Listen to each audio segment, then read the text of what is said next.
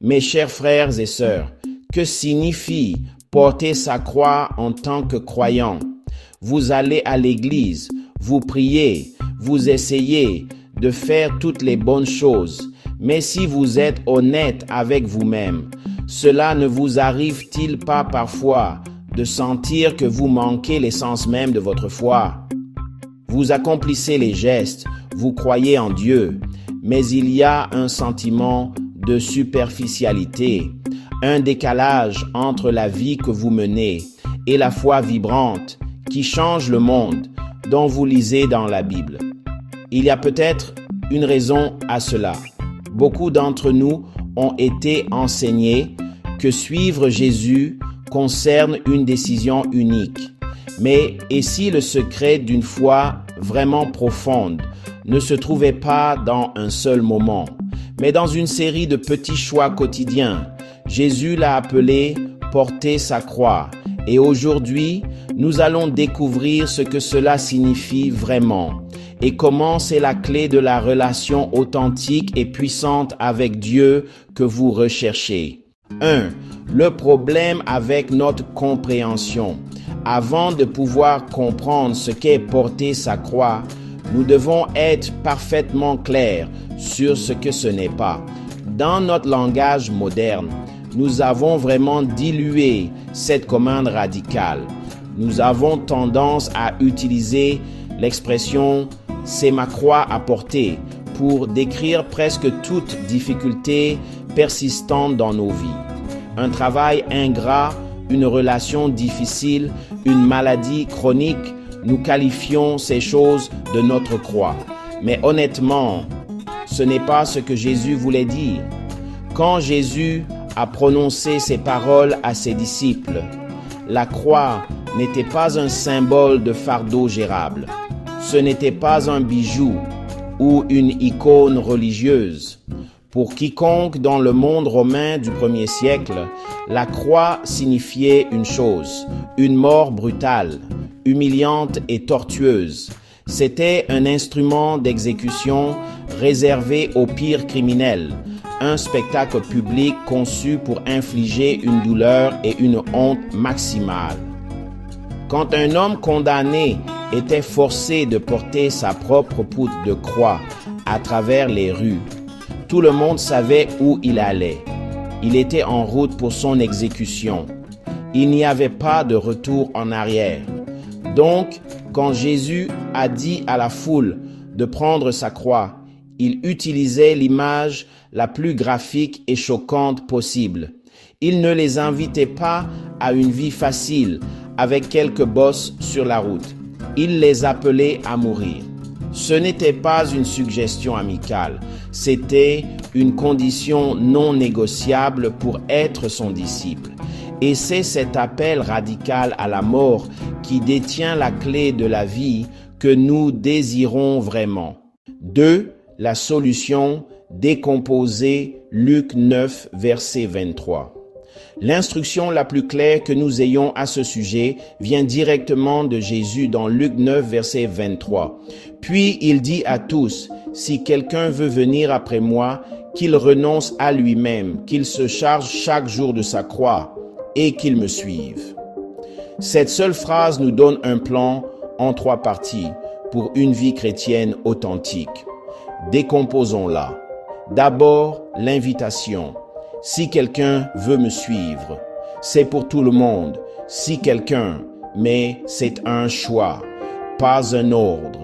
Il cherche des disciples volontaires, des apprentis qui veulent modeler toute leur vie sur la sienne. C'est un appel au discipulat qui est bien plus qu'être un simple admirateur. Un disciple s'engage à suivre son maître, à apprendre ses voies et finalement à devenir comme lui. La deuxième partie est la commande la plus contre-culturelle imaginable, qu'il se renie lui-même. Notez, Jésus ne dit pas « améliore-toi » ou « gère-toi ». Il dit « renie-toi ». Notre monde crie exactement le contraire. Suis ton cœur. Sois fidèle à toi-même. Tu es suffisant.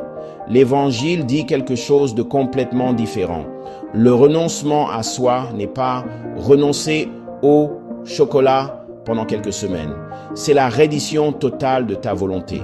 C'est décider consciemment de mettre la volonté de Dieu, les désirs de Dieu et la gloire de Dieu au-dessus des tiens.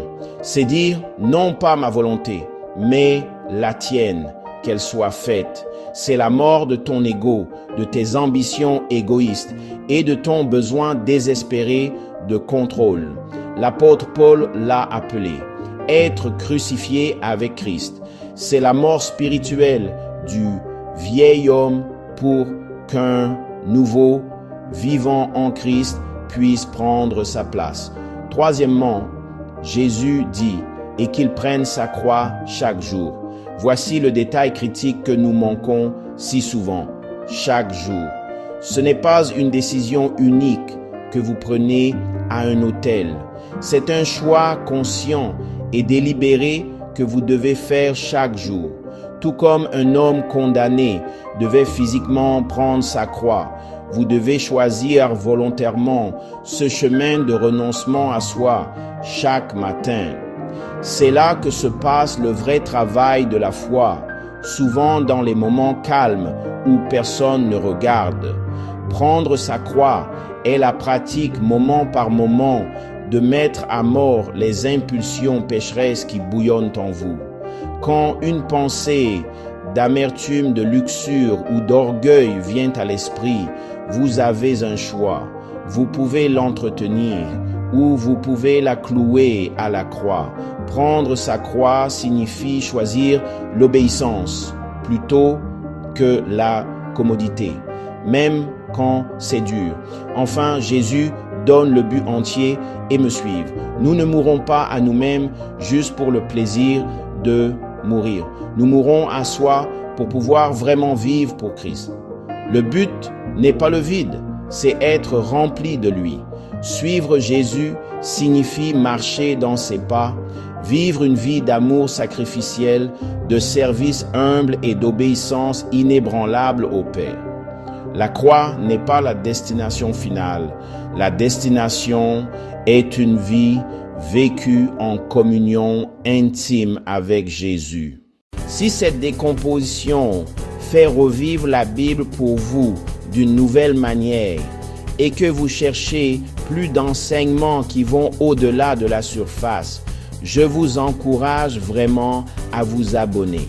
Nous sommes tous à propos de découvrir les vérités profondes et transformatrices des Écritures. Allez-y et appuyez sur le bouton d'abonnement pour ne pas rater ce qui vient ensuite. 3. L'application. À quoi cela ressemble aujourd'hui? D'accord, tout cela semble assez biblique, mais à quoi cela ressemble-t-il réellement un mardi après-midi? Que signifie porter une croix quand on n'est pas un martyr du 1er siècle? Ce n'est pas une grande geste. C'est un millier de petits choix quotidiens. C'est ce que certains ont appelé un martyr blanc, une mort spirituelle quotidienne à soi par une obéissance constante.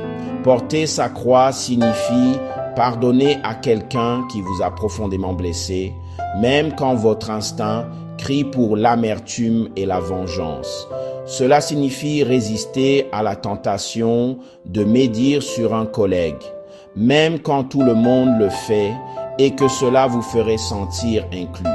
Cela signifie choisir consciemment la pureté sexuelle dans une culture qui la dévalorise, que ce soit en détournant les yeux de la pornographie ou en réservant le sexe pour le mariage.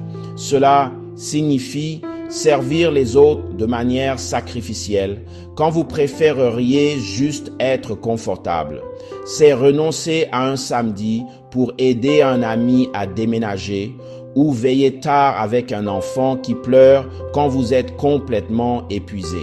C'est accomplir la loi de Christ en portant les fardeaux les uns des autres. Cela signifie être généreux avec votre argent, non par obligation, mais parce que vous reconnaissez que ce n'est pas vraiment le vôtre en premier lieu. Cela signifie partager votre foi avec un ami, même quand vous avez peur d'être rejeté ou moqué. Chacun de ces est un choix. C'est un moment où votre volonté et la volonté de Dieu entrent en collision. À ce moment, vous choisissez de prendre votre croix. Vous choisissez de mourir à votre propre confort, à votre propre orgueil et à vos propres désirs et de vivre pour Christ à la place. Ce n'est pas glamour. Il n'y a pas de public, mais c'est le cœur même d'une foi vivante. 4. Le paradoxe et le pouvoir. Maintenant, cela semble dur, cela semble coûteux. Et Jésus n'a jamais prétendu que ce serait facile. Il était brutalement honnête sur le coup de le suivre. Mais caché dans cet appel à la mort se trouve le plus beau paradoxe de toute l'Écriture. Juste après que Jésus nous appelle à porter notre croix, il dit ceci: « Car celui qui voudra sauver sa vie la perdra, mais celui qui perdra sa vie à cause de moi la trouvera. » Réfléchissez à cela. Le monde vous dit de poursuivre votre propre vie, de bâtir votre propre royaume et de vous faire un nom. Mais Jésus dit que ce chemin, le chemin de l'intérêt personnel, mène finalement à perdre la chose même que vous essayez de trouver, une vie de sens et de joie. La vraie vie abondante n'est trouvée que quand vous cessez de vous accrocher à votre propre vie et la remettez volontairement à lui. Et voici la pièce la plus importante de bonnes nouvelles. Vous n'avez pas à le faire par votre propre force. Cet appel à mourir à soi serait un fardeau impossible et écrasant si nous devions le faire seuls. Mais nous ne le faisons pas. La vie chrétienne est une vie autorisée. Les croyants reçoivent le Saint-Esprit qui nous permet et nous autorise de vivre cet appel. C'est l'Esprit qui vous donne la force de dire non à la tentation et oui à Dieu. C'est l'Esprit qui vous transforme de l'intérieur, remplaçant les désirs égoïstes par l'amour, la joie, la paix et la fidélité. Revenons donc à ce sentiment avec lequel nous avons commencé, ce sentiment d'une foi superficielle et déconnectée. La solution n'est pas d'essayer plus fort d'être religieux. La solution est de mourir à soi. La foi vibrante et authentique que vous recherchez ne se trouve pas dans quelques grands moments, mais dans la reddition calme et quotidienne de votre volonté à Dieu. Porter sa croix n'est pas une métaphore pour vos épreuves, c'est le choix délibéré et quotidien de crucifier votre vieil homme pour que Christ puisse vivre à travers vous. C'est un appel radical, mais c'est le seul chemin vers la vraie vie. C'est le coût du discipulat, mais la récompense est Christ lui-même. N'ayez pas peur de cette mort. Embrassez-la, parce que en perdant votre vie pour lui, vous trouverez une vie plus réelle et plus merveilleuse que vous ne pourriez l'imaginer. Mon défi pour vous est celui-ci. Ne laissez pas cela être juste une idée intéressante. Rendez-le réel.